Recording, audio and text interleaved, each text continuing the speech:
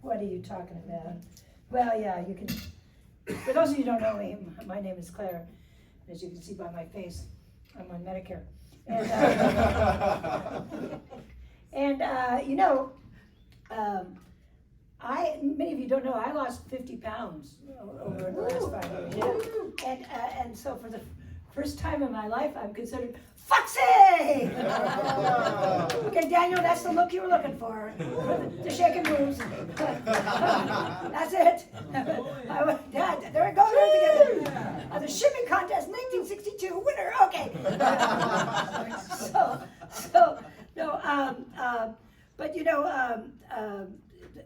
The problem is, I realized I had to lose weight, and was when I was wearing one of those crop tops, and someone came up to me and said, "Great boobs."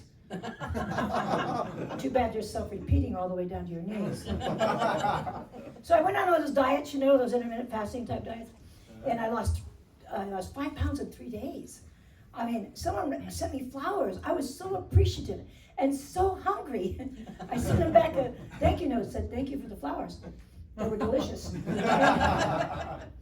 But the only problem is when you lose weight late in life, you lose out on those perks, those skinny girl perks, like getting catcalls from construction workers. So I went to a construction site. As soon as I lost, I said, and started shaking the chain fence and said, me too, please." But you know what? Construction workers are all woke now. They won't even look at you.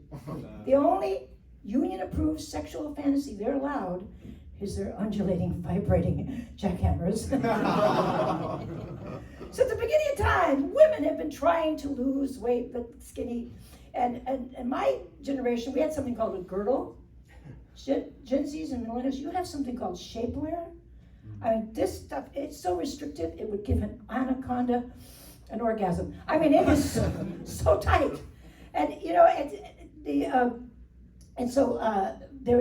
this one shape, there's an ad on TikTok one called Shaperment. It's one of the products. And it has this 350-pound woman who looks like an avocado, who's demonstrating how to put on the Shaperment. So she brings it up over her feet, over her knees, over her billing bulges of body fat, squashing that avocado, turning it into guacamole. It's all flat, right? She's still as big as a house, but she's not lumpy, so that's the good part. So, and I'm sure this sounds like a very bright crowd that you have not been homeschooled. And I know you are saying to yourself, hey, everybody knows the first law of physics. Matter can neither be created nor destroyed. What happens to that fat? Well, I'm wearing Shaperment. When I get off the stage today, you will see a big lump on my back. It's like Quasimodo. So, I have ADD, I've told you before, and the problem with ADD is I sometimes forget to pay my bills. And I guess the number 130 is great for blood pressure, but it's not so good for a credit score. And so I called American Express. I said, "Hello, American Express, this is Claire. I've got ADD, I forgot to pay my bills." And you can hear the voice on the other end, rude voice going, "Hello, this is Dennis from American Express. Everything you say can it really be used against you?" Dennis, with that voice, accent, are you kidding me? So I call him out, "Hey, Dennis, what part of Ireland are you from, Dennis?" He says, "Oh, be God be Jesus. I'm so happy that I don't have to be using that Irish, that Indian accent. The corporate tells us we're more likely to collect on a debt if we sound like we're from India than if we sound like we're a leprechaun." So I said to him, "Tell me about your life. What are you doing?" He says, "Well, I'm living a miserable life trying to get in this call center. My wife left me," and she starts telling me his entire life story. He's like really miserable, and I think, you know what?